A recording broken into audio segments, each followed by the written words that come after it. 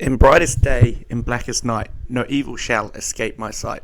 Let those who worship evil's might beware my power, Green Lantern's light.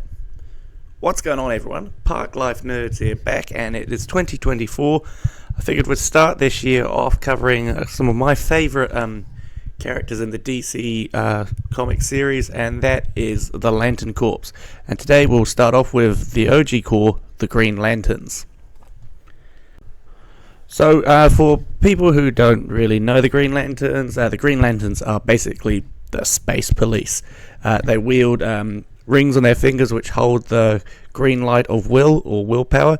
Each lantern controls and watches over a section of space or the universe, usually involving their home planet, basically making sure no evil goes on in that area. The Green Lanterns themselves were created by the Guardians of the Universe. They weren't the first attempt at a galactic space police. Originally there was the Manhunters, but after they failed, they tried doing a different system and looked to harness the power of will. In doing so, they created the first Green Lantern power battery. This power battery is held on the Guardians' home planet of Oa, which in turn then becomes the home base of the Green Lanterns throughout the DC comic book runs. The Guardians of the Universe still live on that planet as well. Now, throughout the comics, there have been many different people from Earth becoming Green Lanterns. We'll go through a few of these, starting with basically the original Green Lantern, Alan Scott, from the Golden Age of comics. Now, Alan Scott is very different compared to the other Lanterns that we'll talk about here. Mainly, Alan wasn't inducted into the Green Lantern Corps. He found his ring, it's basically controlled by magic, so it's very different from what we find out with the next Lanterns. He wasn't necessarily in the main universe Lantern. However, when after the New 52, Alan Scott was the Lantern of Earth 2. So there is a few different stories around him. Alan Scott ring ended up being deauthorized by the Lantern Corps as it was a magic ring, not necessarily a willpower ring. So after that, we'll move on to the next Lantern, and basically the one that everyone really knows about, which is Hal Jordan. And not because of the movie starring Ryan Reynolds. Hal Jordan has actually been around in the comics for a long time. He was first created in 1959, and he basically was this big retelling where instead of being Earth-based, Hal Jordan was going to be a bit more intergalactic. His arrival was also the start of the Silver Age of comics. Hal received his ring from a dying Albin Sur, who had crash-landed on Earth. Hal is also a founding member of the New Justice League, and he's occasionally a leader of the Green Lantern Corps. A lot of stories revolve around Hal. He has had quite an interesting run throughout the comics. Next up, you have my favourite one, Guy Gardner. Basically, Guy's story was he was a backup Lantern, so the story goes that, say, when Abensor crashed, his ring was torn between choosing two people, Hal and Guy. However, Hal Jordan was closer, so he got chosen. Guy Gardner wasn't. So when Hal found out Guy was to be chosen as well, Hal went to search for him to see would he be capable of being a Lantern as well. It turns out he very much was so. And as a result, he became a backup Lantern for Hal, and throughout the series took on many different roles. He's now a full-time Lantern, and he's one of these characters you either love or hate, but personally love him. We jump onto John Stewart. Now, John Stewart basically is the one people will know if they've watched the Justice League animated cartoon. And if I'm honest, the first Green Lantern I ever saw, great in the cartoon series. And he was the first Green Lantern to not wear a mask. He was pretty adamant he didn't want to wear one. Then there's Kyle Rayner. Now, Kyle came around. He was kind of like a reboot to the whole Green Lantern mythos. There was a big story arc called Emerald Twilight, where Hal basically turned evil, destroyed the corpse. Kyle became basically the sole Lantern after this. It was basically kind of a way of getting a fresh reboot. Kyle was more of a when he uses his ring, he could create more advanced things than anyone else, like cool robots, everything like that, just trying to make it target to a new audience.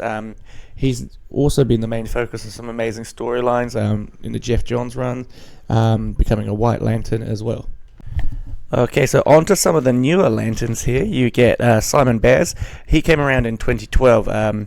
He became one of Earth's Lanterns when Hal became more prominent on Oa, and as a result, being around for a while, he joined the Justice League in 2021. At the same time, you got Jessica Cruz. She originally was the wielder of the Ring of Volthoom from Earth 3, so she technically wasn't from this universe. However, she officially joined the Corps after the Darkseid War. And finally, unfortunately I'm going to butcher this name, Sojourner Mulan. She started in 2020 and was offered the power ring by the Guardians under basically the condition that she had a year to make a difference, otherwise she had to give back the ring. She joined the Corps full-time after Infinite Frontier. That's a character I'm not too familiar with, but definitely keen to give one of those a read. So the Green Lanterns have basically played a huge part throughout the history of the DC Comics. They've been involved in many big story arcs. Of course, they've been in the Justice Leagues and out various teams.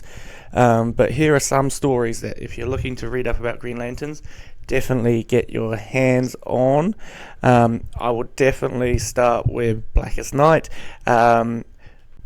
Now, this story is incredible. It is the blowout of basically a slow build throughout Jeff Johns' run. They build up the emotional spectrum, introduce so many different corps. They will end up having to team together to, spoilers anyway, to defeat Black Hand and the Black Lanterns with their new avatar Necrom. You get to see zombie hero, zombie Batman is there. It's great. If you go back in time, as mentioned earlier, Emerald Twilight. So in this story arc, Mongol blows up Hal's home city of Coast City. Hal loses his mind, goes a bit crazy, tries to recreate it with the power ring, but it goes against his protocols. So the Guardians try to strip him of the ring. He declines and goes basically on a bit of a rampage, killing all the Lanterns, taking all the rings. This is where Kyle Rayner comes into everything. You get Hal Jordan Parallax, and Parallax becomes quite an important character when it comes to the Sinestro Corps. Great story. And as I mentioned, Sinestro Corps, why not the Sinestro Corps War? So, Sinestro becomes the leader of the Sinestro Corps and wields the yellow light of fear. In this story, he decides he's going to take on the Green Lanterns. It forces them to change everything they do, and the tipping point to the Blackest Night. You basically get the Guardians having to re-change everything so that they can actually kill with the rings. Beforehand, they could not kill, so they were fighting a war against basically people like them who had no boundaries versus them who had to keep it safe and sound. Brightest Day, introduction of the White Lantern, and basically the follow-on from the Blackest Night. You find out why 12 heroes came back from the dead previously in the Blackest Night, and you get a lot about Kyle Rayner being the White Lantern, but still a great Green Lantern read. And finally, for now, I would recommend Wrath of the First Lantern. So Volthoom is back. He's the First Lantern of the multiverse. That name ties in with Jessica Cruz and her ring. And he's got the Third Army, who appear to be unstoppable. Basically, you've got to figure out how they're going to stop it, and it's just another good story which brings all the emotional spectrum back together. You've got to get there and read it. And there you have it, a brief run through of the Green Lantern Corps. Really cool series if you want to get your hands on some of those comics. I love the Corps in general. If I'm honest, Green Lanterns are one of the main ones. However, when I start reading it, I do love learning about these other ones, so we'll get into those over the next few days or weeks. Thank you for listening, and see you next video. Cheers. In blackest day, in brightest night, beware the fear made to light. Let those who try to stop what's right burn like his power, Sinestro's might. What's going on, guys? Park Life Nerds back again, and today we're going to look at the next Lantern Corps, the Sinestro Corps. Let's begin.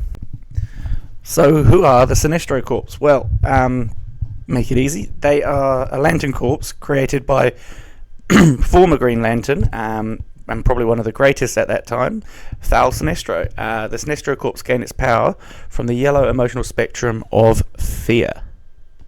Okay, so let's look at the origins of the Sinestro Corps. So Sinestro, as I mentioned, was one of the greatest Green Lanterns. However, he wanted to eliminate all crime in his sector, and doing so, he was using his Green Lantern ring to strike fear into the inhabitants of that sector. The Guardians, of course, were pretty mad at this, and they banished him to the antimatter universe on a planet called Quad. On this planet, the Quadrians were making weapons, and he managed to reverse engineer his ring, the current Green Lantern ring, into the yellow power ring of fear. So with this ring, he became the first of the Sinestro Corps, or the Yellow Lanterns at the time. Since then, he's been back and forth to Quad, upgrading the ring, getting it changed. Most recently, he basically took the ring back and gained it from more power from the Parallax entity, which is the fear entity. Okay, which brings us actually on to Parallax. So, originally, you hear this name in Emerald Twilight as Hal Jordan's alter ego. What really happens is Parallax is actually the entity of fear. So, you found out that Hal was actually infected by that. He wasn't just an evil guy called Parallax. Now, this is where all fear comes from in the universe, and where Sinestro now gets his power from. At one point, Parallax was held in the Green Lantern ring as a prison on Oa.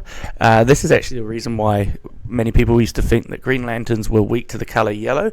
It was more they were weak to fear, and that was coming from Parallax himself. So, Sinestro decides he needs an army himself to combat the Green Lanterns. In order to take on the Green Lanterns, Sinestro made his own army. He headed back to Quad, this time enslaving the whole planet, who helped him create the rings and forcing them to weaponize it. And they made many, many rings and sent them out into the universe. He also created his own power battery, so he had his own corps. They were based on Quad. Now that Sinestro had his own army, it was time to go find the Greens. And this is the story of the Sinestro Corps. So, if you were looking for readings that are great for the Sinestro Corps, you undoubtedly got to read Jeff Johns' Sinestro Corps War. This is basically where we see them start to attack the Green Lanterns, start the story arc towards the Blackest Night. Great story. I've actually got this one in hardback. It is such a good read. You learn so much more about Sinestro himself, and a lot changes for Green Lantern and the emotional spectrum lore. You learn about the Reds. Green Lanterns have to start killing. It's a good story. Get out there, grab it. Of course, there's the Blackest Night after that. Sinestro plays a big part in that one. So in Sinestro Corps War, you get amazing things like Superboy Prime. You get the Anti-Monitor, Mongol, all these amazing characters or super villains pick up Yellow Lantern rings, amplifying them so much that you wonder why they're not in charge of the corps yet. Sinestro's still bossing them around. So it's, good read. Next into the Blackest Night, following on from Sinestro Corps War. Basically, the slow build-up has kicked in now. All the different lanterns interacting. How are they going to beat Volthoom? Sinestro himself becomes the first official White Lantern, I guess, which is unforeseen, but it was good to see. Of course, then there's Brightest Day. He's back in that one again. The Corpse, get out there and read basically any of that series from Jeff Johns. He does a great job explaining the emotional spectrum. And there we have it. That was the Sinestro Corps. An amazing part of the mythos added. Sinestro's been around for a long, long time, obviously being a Green Lantern to begin with, so when he got his own corps, it was good to see. He's still going around in the comics at the moment. He's been an Ultraviolet Lantern, as well as currently, I believe he's a Red Lantern, which is very interesting to see, so looking forward to reading more of that. Alright, thank you for listening. With blood and rage of crimson red, ripped from a corpse fleshly dead, together with our hellish hate, will burn you all, that is your fate. What's going on, everyone? Park Life Nerds here, back for our third installment in the Lanterns mythos, and today we're looking at one of my favourite corps, the Red Lanterns. So, who are the Red Lanterns? Well, usually seen as the supervillain of the Lantern Corps, or at least anti-heroes when it came to Guy Gardner. The Red Lanterns gain their power from the rage on the emotional spectrum. You first hear about the Red Lanterns during the Sinestro Corps War, but you get the full backstory going through the series as you go. So to get the start of this, we need to jump back in time to the time of the Manhunters. So as I mentioned in the Green Lanterns video, the Manhunters were the Guardians' first attempt at creating an intergalactic police force. However, a renegade guardian named Krona altered the program of these robots' central programming, believing that this was the only way to maintain order in the universe. The Manhunters went crazy and decided to rid the universe of all life, because life was the problem, basically.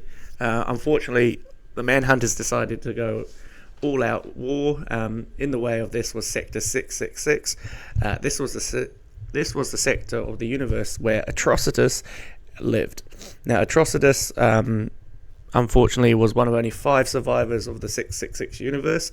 They became known as the 5 Inversions. They formed a group determined basically to destroy the Guardians of the Universe, what they've done to their part of the universe. However, at this time they weren't as powerful as the Guardians, and they weren't successful. They were locked away on a planet called Yasamalt. Basically, while they're locked away, they have a lot of time to think, and Atrocitus is consumed by all the rage, and he ends up forming the first power ring of the Red Lanterns. Now, over time, Atrocitus had actually escaped the prison and had tried to defeat the Guardians. However, each time himself, he was obviously defeated. One of these times, he attacked Abin Sur who was in a spaceship at the time. Now, as we know from that side of things, Abin Sur ended up crashing on Earth, which led to Hal Jordan to become a Green Lantern, so ties into the mythos there. And on another occasion, he was defeated by Sinestro, who was a Green Lantern at the time before the Sinestro Corps War started. While he got locked away again is where he formed the Red Lantern power battery. Using this battery, he destroyed the other 4 inversions and vowed to take revenge on the Guardians, especially Sinestro as well, because obviously he was in there because of him. Now, it is said that the rage of a Red Lantern consumes the host, and it basically drowns out any knowledge of the ring user. So people like Atrocitus, who are in control of this, are a very rare exception to this. He's able to control his fear or rage. So when a wielder accepts a red power ring, they actually render their heart useless, and it's almost as if it's replaced by the ring itself. They start vomiting a corrosive material and sent into animalistic states, where one of the only ways to control this is to dunk them in some of the blood water on the homeworld of the Red Lanterns. And they kind of bring back their own sanity. So, when it comes to the Red Lanterns, they're mentioned in the book of the Blackest Night that the rage will be the second emotion to fall to the Black Lantern Corps. So, when it comes to the Blackest Night, they're quite worried about their standing of this, and they don't want to see anything happen to them, so they're obviously one on the front foot to try and defeat Blackhand. On that note, love is supposed to be the first one to fall, so love, then rage, basically. When the Black Lanterns attack the home planet of the Reds, the 4 incursions are brought back to life. So the Black Lanterns basically zombify or bring back anyone who's been killed off, make them Black Lanterns. So the 4 inversions that Atrocitus killed came back.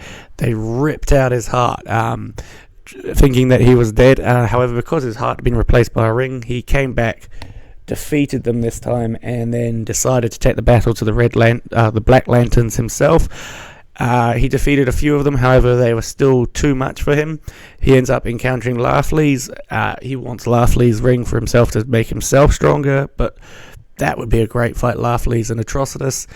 The Red Lanterns originally don't want to team up with everyone else, but then they realise the prophecy, so Atrocitus teams up with Hal Jordan and a few other leaders of their corps to take on Black Hand and hopefully, fingers crossed, defeat Necrom. So one of my favourite stories of the Red Lanterns is Guy Gardner Red Lantern. So basically the story goes that Hal sends Guy to infiltrate the Red Lanterns just so he could find out what's going on with them. Guy begrudgingly accepts, heads there, chats with Atrocitus, says he wants to join. Atrocitus doesn't believe it. They have a fight. Guy overpowers Atrocitus, which at the time is pretty badass. He takes Atrocitus' ring and becomes the new leader of the Red Lanterns just like that. Guy actually states that he found that he didn't know what his place was in the Green Lanterns anyway. He just felt more at home with the Red Lantern Corps. This starts a great story arc where, lo and behold, Atrocitus, of course, is not dead. He comes back, and it starts a Red Lantern civil war with the Red Lanterns basically split between two sides and new ones being recruited. They have a big battle. They see that Guy Gardner's team are doing what they can, and as a result, Hal says, hey, Guy, look, stay a Red Lantern. You can control this section of space, and that actually had Earth, so Earth became a Red Lantern sector. Currently, Guy is no longer a Red Lantern, but Atrocitus is back in charge. He's making sure, basically, the Red Lanterns are doing their own thing. I believe Sinestro has got himself a Red Lantern ring as well, so there's a story arc going on at the moment. But yeah, love the Red Lantern Corps. Just a cool villainous group, but they've got some cool characters in there as well, so if you can ever get a hand on some of the Red Lantern books, get out there and do it. Thanks for listening. What's mine is mine, and mine and mine, and mine and mine and mine. Not yours. What's going on, everyone? Park Life Nerds here again, looking at another Lantern Corps. Today we're going to look at one of my favourite corps, the Orange Lanterns. Let's begin. So the Orange Lantern Corps use the emotional spectrum associated with greed or the light of avarice. They've been around since before the Green Lantern's times. The Guardians, or the Keepers of the Orange Light, Laughlys, have been at war for ages. Now, these two had been fighting for ages, and there was no possible outcome to see who would win. So what they did was they formed their own peace treaty between the two. Basically, Laughlys, you stay in your sector, and the Guardians will leave you alone. So this meant the Manhunters and future Green Lanterns were never allowed into Laughlys' sector. And that's when things started to all come undone. So the controllers, they set out to find the orange light, or the power battery, and create their own corpse. They found it on Okara, which is the homeworld of Laughlys.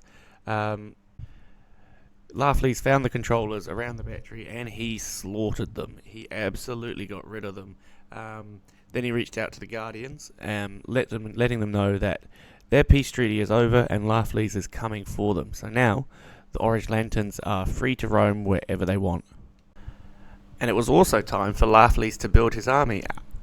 Now the Orange Lantern Corps is slightly different from the other corps, whereas its members are basically just Laughlys. Any other Orange Lantern you see is either a rarity such as Hal Jordan, Carl Rayner with a ring on their finger, or it's basically someone Laughlys has defeated in battle and he takes over their body, reanimating it as a construct in his army. So he's a huge army of constructs. Imagine having the power to be able to make an army of constructs to fight battles for you. Well, that's what Laughlys can do, because he basically is the Orange Lanterns. The Orange Lanterns end up in a battle with the Green Lanterns. Basically, they're in the wrong place at the wrong time. The Greens, they're about to be destroyed. That was until the introduction of the Blue Lanterns, who arrive with their hope, make amplifications of the willpower of Hal's ring, and they manage to escape.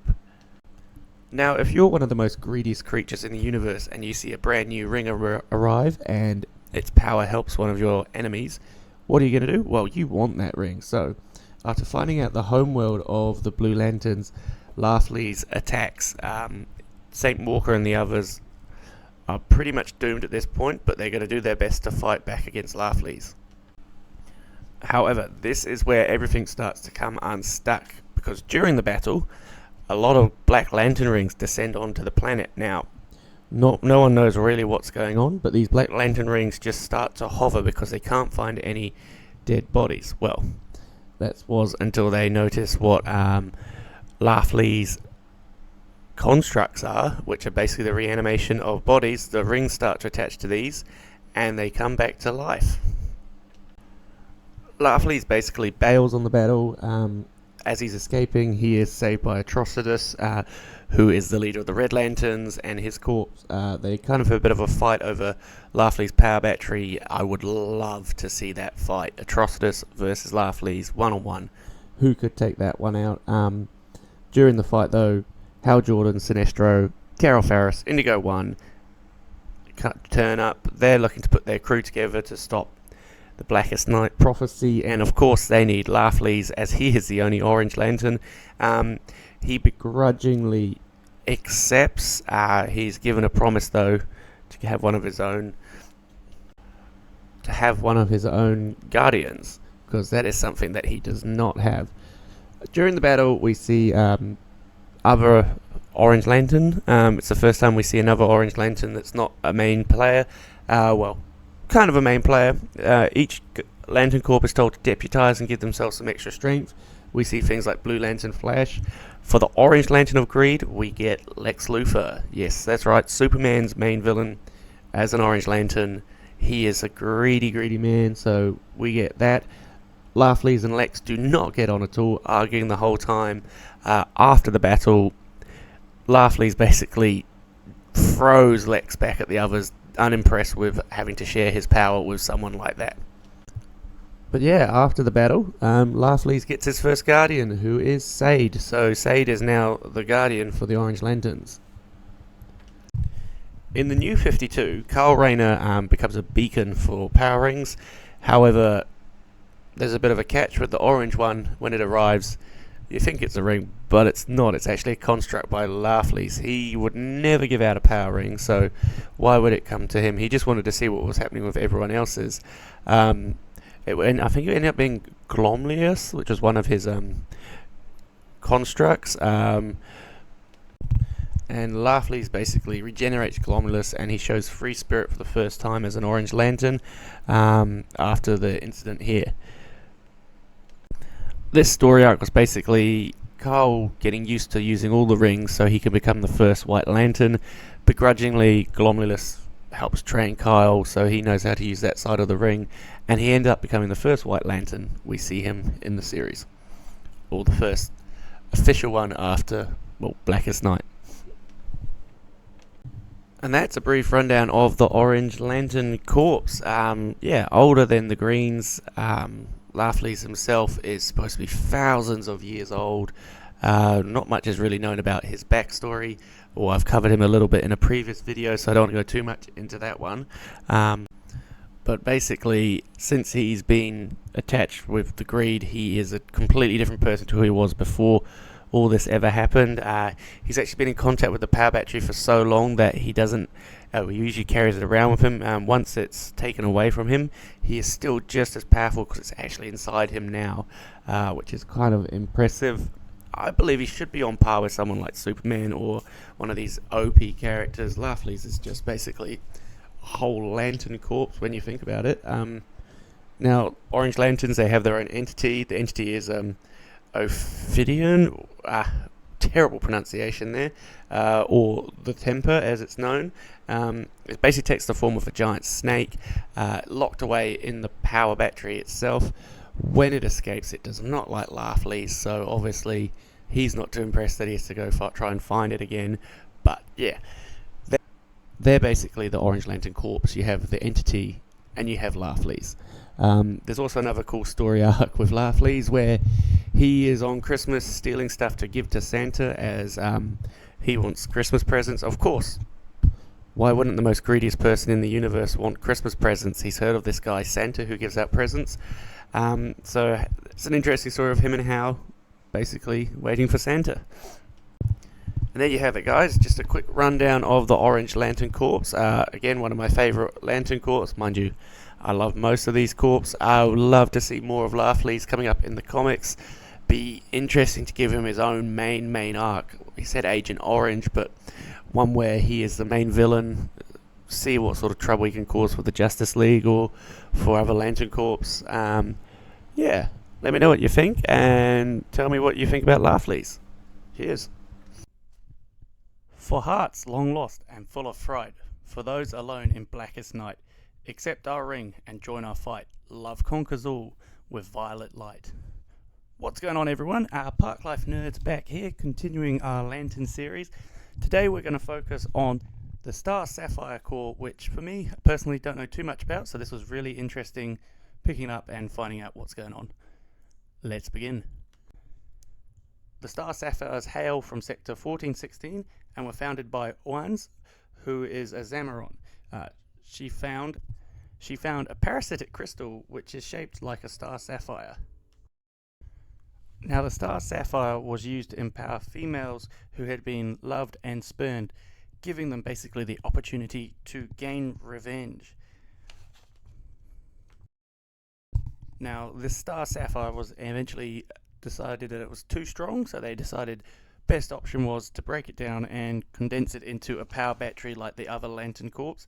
The Violet Light, fully powered by love. The Star Sapphires from here on sent out rings to find members who had their love spurred, and they could battle against the hate and fear that resounded throughout the galaxy. Now, the most famous Star Sapphire would be Carol Ferris, tied into Green Lantern mythos pretty well. It concealed in herself that she could save Hal Jordan in the War of Light with her love. However, the Zamarons did not mention to her that they had planned for her to be the host of the entity of the Star Sapphires, which was the Predator. So she had this ring without realizing that she was going to indeed one day become a host. Now, as we get to the Blackest Night storyline, Sinestro, as he always does, pops up, led an attack on the Star Sapphire's homeworld, basically to reclaim members of his corps that during battles had their rings taken, and also during this battle itself, the Black Lantern rings started to descend onto the planet.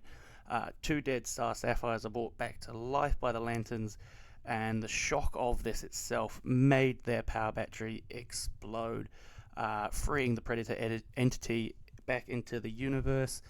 Now, it is at this point that Hal Jordan and Indigo One arrived. They basically took Carol Ferris away from the explosion. It's not known whether she is the only one that survived the explosion or there are more Star Sapphires out there. However, even after the power battery was destroyed, she still manages to maintain all her power as a Star Sapphire.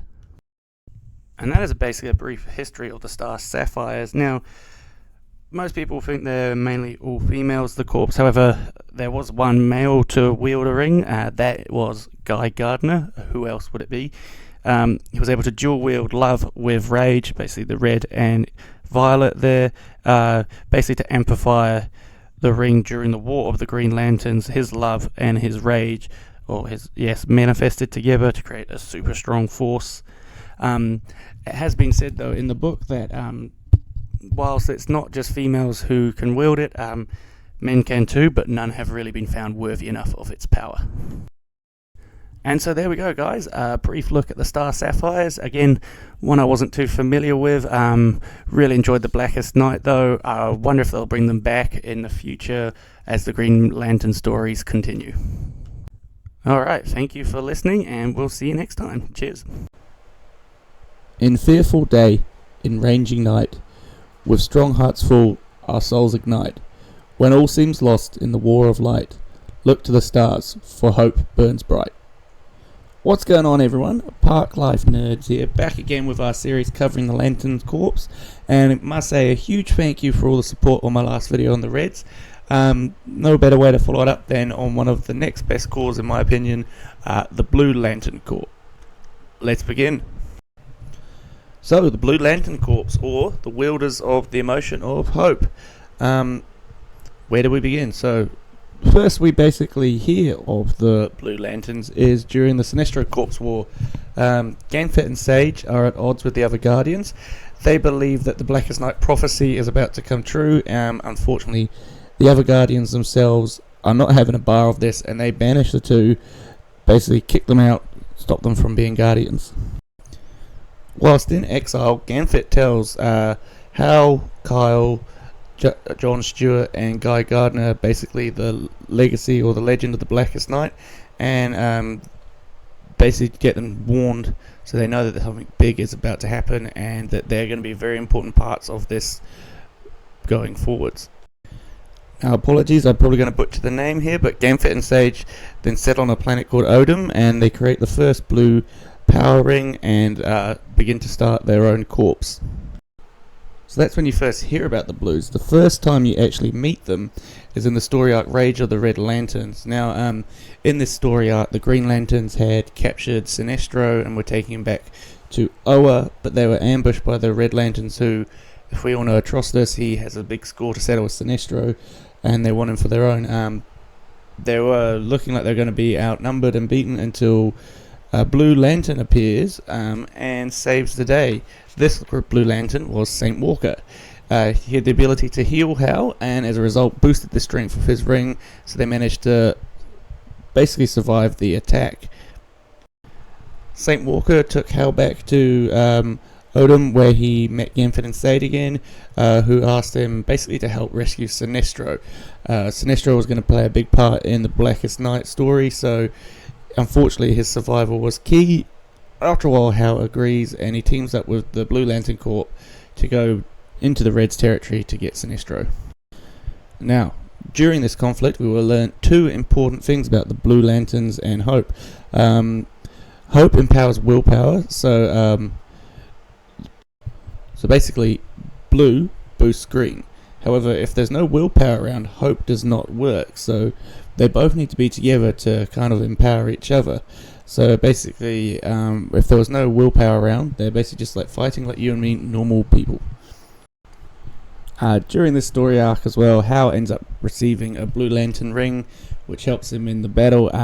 He is unable to remove this, and we see this further in Agent Orange, which is the next story arc introducing the Orange Lantern Corps. The Blue Lanterns at this time are going to look for the Indigo tribe. They're the tribe of compassion, and they believe compassion and hope must work together in order to help prevent the Blackest Night. However, during this they come into conflict with Laughley's, who sees the new ring, and of course, being Laughley's, mine, wants it for his own. After a few attempts to take Hal's ring, Hal is actually able to unlock the full power of the ring Hope, and manages to supercharge his willpower ring, and was able to defeat Laughley's and escape at the time. Now, the defeat set Laughley's back a little bit, but he was not deterred from getting that ring. He takes his whole corpse, or him, and he goes to Om to try and take as many of the rings as he can from the Blue Lanterns themselves, which then leads us into the Blackest Night story arc. So during his attack, many power rings fly down to the planet. Now these are actually black power rings looking for hosts. Black power rings look for dead bodies to reanimate as part of Necrom's army. However, there was no dead bodies around, so they just kind of floated in the sky waiting for people to die, which is a bit sinister. Luckily no one did pass away at the time, well, at that point anyway, and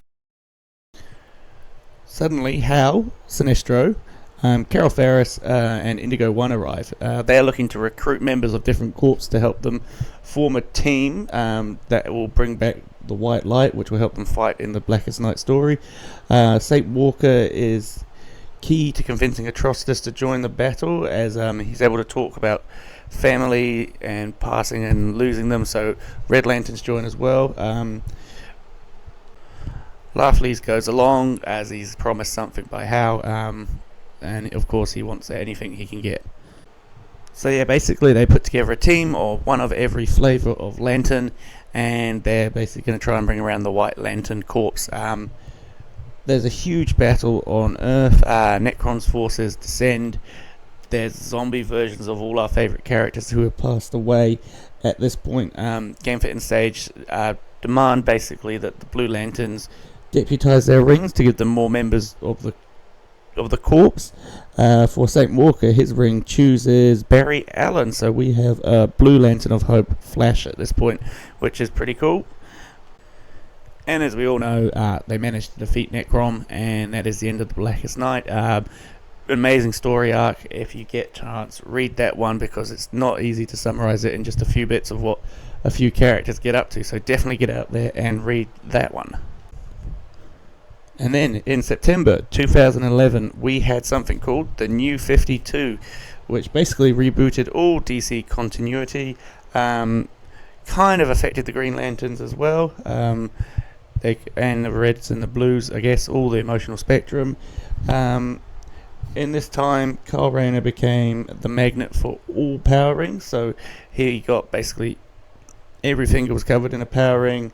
The only person who really came to and help him was the Blue Lanterns. So yeah, Kyle's got all these rings and he's trying to learn how to wield all the different powers. St. Walker is there to try and help him with hope. It turns out that the orange ring wasn't actually a real ring as well. It was just one of Laughley's constructs. So Kyle was unable to control that one. Next up, the Blue Lantern's homeworld is attacked by the Reach, which is basically blue beetles, and have to find a way to basically amplify their power without the Green Lanterns being around, which is a big ask for the Blues. They call for help. Kyle is able to get there, but he arrives a bit late, which means that basically he's able to save a few Green Lanterns, but they do have to surrender, and as well as surrendering their power battery, they no longer had their home planet. And luck just keeps getting worse for the Blues. After this, they find a new home planet, Opsis, or terrible pronunciation again. However, they again become a target of someone called Relic, who is out to basically destroy what he calls the Lightsmiths, which is anyone Lantern Corps wielding rings. So the Blues are in his sights. After this attack, seeing all his friends dead, St. Walker is basically the only one who survives. He is taken to Oa to try and get healed up. He basically loses hope, which means that the ring leaves him, so St. Walker is no longer a Lantern at this point. Now, of course, it's comic book, so everything gets undone or redone. St. Walker sees Kyle Rayner becoming the White Lantern in the story and regains his hope, knowing that there's a White Lantern out there. So basically, St. Walker's back again as the first of the Blue Lanterns. And just to make everything back to normal, somehow the Blue Lanterns are able to resettle Odin, so they're back to their home world with a new power battery, and that is the Blues. Alright guys, thank you for listening to me on the Blue Lanterns today. Pretty cool concept, Hope. I love how it works with willpower, so they're not as good if they don't have each other around. I do know, well, Sinestro captured them at one point and made an edit so that they can actually amplify fear as well, which is an interesting one. And yeah, I'm interested to see how much more they can bring Blue Lanterns into the mythos and see how they develop. And one thing I didn't cover, but I have to mention, is he's one of my favourite Lanterns. Guy Gardner becomes a Blue Lantern, which is very interesting, especially after being a Red Lantern for so long. I need to get that comic book series and give it a go. So yeah, if you like the video, give us a subscribe, give us a comment, let us know if I missed out anything, and yeah, we'll see you in the next video. Cheers. Alright guys, apologies for the pronunciation. Torek-san Bornach-mur Naturum fan loch wat turn lantern ke to abensur lek noch formoro sun. Yep, so that was the oath of the Indigo Tribe. What's going on, everyone? Park Life Nerds back here again, and today we're going to discuss the Indigo Tribe, one of the Lantern Corps. Let's begin. So, the Indigo Tribe is the tribe of compassion and the Indigo Light. Now, first mentioned in 2007, the tribe has said that its purpose is to spread goodwill throughout the universe. In 2009, we're first seen the Indigo Tribe. Now, it is said that members of the group abandon everything in their life and devote themselves to compassion. Unfortunately, they are made to basically forget their previous lives. Their bodies are covered in symbols and patterns of the indigo lantern. There is no ring itself, it is the staff. So, if we get to the Blackest Night story arc, this is where the Indigo tribe really make their presence felt. They're travelling around after the aftermath of a fight, which leads them basically into the path of Hal Jordan and the Flash, who are trying to escape from Black Lanterns on Earth. They transport Hal Jordan and Flash to the Hall of Justice, where it's revealed that they can actually speak English even though they have their own language. They explain that in the beginning there was only darkness, and then light came to overpower this, but overpowering the darkness, it shattered into 7 pieces, which became the emotional spectrum. Together, combining all these, they can finally defeat the dark again, which is the Blackest Night. This basically starts the quest to head to Zamarin to save Carol Ferris, Sinestro, who's there, Saint Walker, Atrocitus, Laughley's, basically make a team of all the Lantern Corps, and then they find out that they need to go destroy the Black Power battery. At this point, it has ended up on Earth in Coast City, of all places. The battle commences with Necron, and he is defeated. Sorry, spoilers. And just like that, the Indigo tribe disappear. However, it is shown that they have the Black Hand, and he is now an Indigo tribe member. The Indigo tribe pop up in and out of the comics after this. Not really too much of a story involved, mainly just making sure Black Hand is under control. It is discussed that the Indigo tribe cannot feel emotions as the power takes over that. So, for example, Black Hand himself has no recollection of everything that he has done in the past. So, terrible things. Basically, every member of the Indigo tribe has been a terrible person in the past, and this is their way of making amends for it. Okay, and that was the Indigo tribe. Now, personally, I do like this one. I think it's an interesting corp. Now, John Stewart in the past has become one when they were dual-wielding rings. Of course, he's had some traumatic things happen to him in his past, so it makes sense. I like the idea of basically this tribe being almost like a punishment, but at the same time a redemption for people if they've committed a terrible sin. They've become an Indigo tribe member and go out there, spread the compassion, try and fix, well, if they can't fix what they've done, at least make amends. So yeah, thank you for listening, guys. That was the Indigo tribe. We'll see you next time. Cheers. The blackest night falls from the skies, the darkest grounds, as all light dies. We grave your heart and your demise. By my black hand, the dead shall rise. What's going on, everyone? Park Life Nerds back here with our Lantern series, and today we are covering the main protagonist of the Blackest Night story arc and one of the coolest Lantern Corps, the Black Lanterns. Let's get into it. So yeah, as we said, the big bads of the emotional spectrum. Basically, it all starts with Black Hand.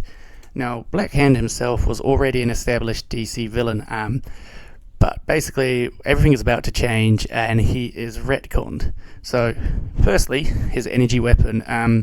It is not something that he created himself. It's actually retconned that it was given to him by Atrocitus, who is the leader of the Red Lanterns. Atrocitus was on Earth, saw who he was, gave it to him. The reasoning behind this was, now Atrocitus saw him as a gateway to the Blackest Night and was basically getting things in motion. After this, Black Hand starts to hear voices and he becomes obsessed with death. On his way to prison, he manages to escape and he keeps hearing the voices. He ends up murdering his family, and then the biggest sin of all, he commits suicide, which basically triggers him to becoming the first Black Lantern. What we see is the Scarred Guardian, who at the time is just called Scar, appears and uses his corpse to create the first Black Lantern ring. And in doing so, Black Hand himself becomes the physical embodiment of death. in something that is very DC, he then goes to the graveyard of Bruce Wayne, who at the time is dead, digs up his skull and recites the Black Lantern Oath for the first time. This leads to Black Lantern rings descending across the universe, looking for dead hosts to bring back to life, basically. Now, each time a Black Lantern destroyed the heart of another person, a voice is heard throughout the universe saying percentages, basically updating it till the Black Power Battery reaches 100%. Once the Black Power Battery reaches its fully charged power, Scar transports the battery to Earth. Now, this is the point where the story picks up, because it turns out that the reason they needed to get to 100% is because the real leader of the Black Lanterns was inside that battery, which was Necron. And the battle for the universe begins. It's Necron versus basically anyone around. All the Lanterns Corps are descending on Earth, trying to stop this big bad from taking over the universe. Now, there's so many lanterns here and light entities fighting, but it's not enough. Basically, all the corps have to start deputizing, bringing other superheroes into Lantern Corps. We get Blue Lantern Flash, we get Orange Lantern Lex Luthor, we get Star Sapphire Wonder Woman. You get some amazing character crossovers with Lantern Rings here, all doing battle against the Black Lanterns. Now, of course, this is still not enough. They need to get together and bring back the white light, which they end up bringing through over the entity, and they need someone to basically fuse with this monster and take over the white light. Originally, the first person to do it is, of course, Sinestro. He loves getting in there first.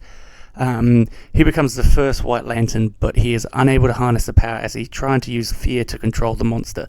As a result, it rejects him. Of course, then it goes to Hal. Now, Hal, of being one of the main characters of the story, is able to control the beast and is able to basically lock array Necrom, and the Blackest Night story arc is completed. And now, although destroyed, basically because DC and retcons, the Black Lanterns are back. Deathstorm, who is an evil persona of Firestorm, attempts to corrupt the White Power Battery. Instead, he steals it and takes it to the Antimatter universe quad, where he delivers it to the Anti-Monitor, who's got serious plans to bring people back from the dead. And then in the new 52, it is brought to light that Hal will become the greatest Black Lantern, which is something a bit of a shock, seeing as he's already been every other Lantern. He refuses to believe this until he is trapped in the dead zone by the first Lantern Volfilm. Hal realizes that basically the only way he's going to escape is to embrace his destiny, and the only way to become a Black Lantern is if he does do the worst sin, which is to kill himself. And after this happens, lo and behold, Hal Jordan becomes a Black Lantern.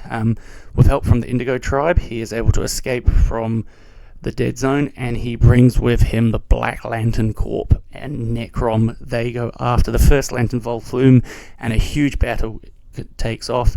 Necron himself is the one to deal the final blow to Volflume, and somehow Hal is able to control him enough that he can put him back in the dead zone. Because Hal showed so much willpower while doing this, he becomes a Green Lantern, and no longer a Black Lantern. So, retconning as it was, everything goes back to normal. Now, personally, I loved the Black Lantern story arc, The Blackest Night, Brightest Day. Such a cool concept. Seeing some of the superheroes as zombies coming back, Aquaman, Batman, very cool. One of the story arcs that got me back into reading comics, if I'm honest, I started off with Sinestro Corpse War, went into this one. Green Lantern will always be one of my favourites, thanks to Jeff Johns in this run. Would love to see if the Black Lanterns come back again in the future. They seem to be kind of forgetting about the Blacks and the White Lanterns and a bit of the Ultraviolets at the moment, but we never know. There could be a big story arc soon, and yeah, I'm excited. Let's get more Necrom out there. I mean, he was OP, but he was amazing. Alright, and that is the Black Lanterns. Let me know what you think. Let me know if I missed anything, and we'll see you next time for the White Lanterns. Cheers. In brightest day, in darkest night, let my ring shine so bright.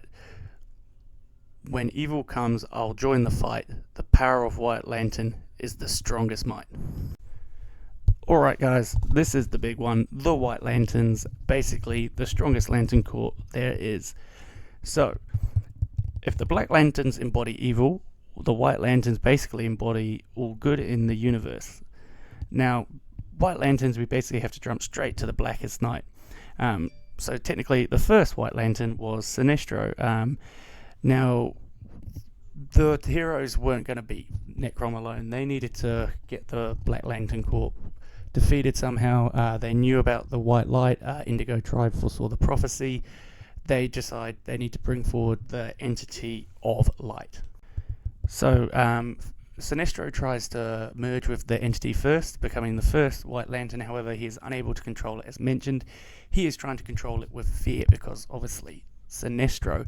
Now, the entity rejects him and, in the end, picks Hal Jordan. With Hal Jordan in control of the entity, many rings are spread out throughout the heroes, so you get like White Lantern, Superman. Everyone becomes White Lanterns, basically, and they take out the Black Lanterns, and Necrom is defeated. Once the Necrom is defeated, the rings basically disappear from everyone except Ghostman, who is Boston Brand.